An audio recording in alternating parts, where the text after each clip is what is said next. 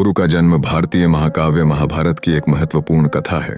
यह वह कथा है जो न केवल पृथ्वी पर वीरों के परिवार का परिचय कराती है, बल्कि दिव्य शक्तियों और नसीब के खेल को भी सामने लाती है। कुरु वंश का पहला पुरुष।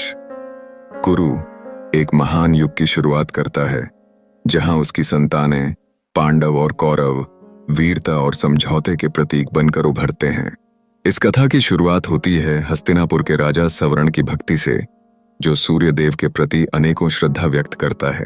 उसका हर दिन सूर्य की उपासना से प्रारंभ होता है, जिससे प्रजा के कष्टों का समाधान होता है। राजा का यह समर्पण उसका चरित्र दर्शाता है, जो साम्राज्य को अपनी प्रजा के लिए सुरक्षित और समृद्ध बनाता है। राजा सवर्ण के जीवन में एक अप्रत्याशित मोड़ तब आता है जब वह एक पर्वत पर आखेट करते समय तप्ती नामक एक दिव्य युवती से मिलता है। तप्ती, जिसको सूर्य देव की छोटी पुत्री कहा जाता है, राजा के मन में पहली बार प्रेम की एक नई धारा बह देती है। सवर्ण का दिल तप्ती की सुंदरता पर मुग्ध हो जाता है और वह उसके साथ गंधर्व विवाह का प्रस्ताव रखता है। लेकिन जब तप्ती अदृश्य हो जाती है तो राजा की बेचैनी उसका पीछा नहीं छोड़ती।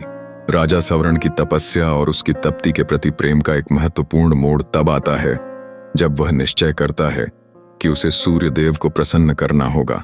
तप्ती का कथन उसके दहन में गूंजता रहता है, यदि तुम्हें मुझे पाना है तो मेरे पिता को प्रसन्न करो। इस दृढ़ संकल्प से राजा सवर्ण की कथा एक प्रेरक मोड़ लेती है, जिसमें वह दिव्य प्रेम की बलिदान की ओर अग्रसर होता है।